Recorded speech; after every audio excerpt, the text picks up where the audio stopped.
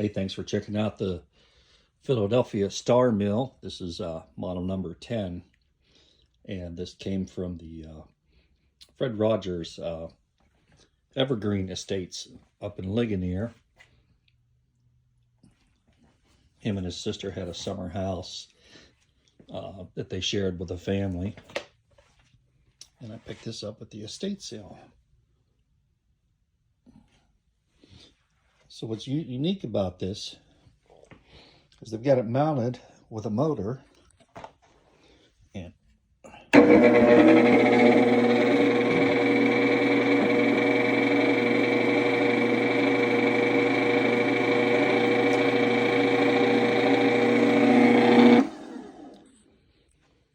works pretty well. Thanks for checking it out.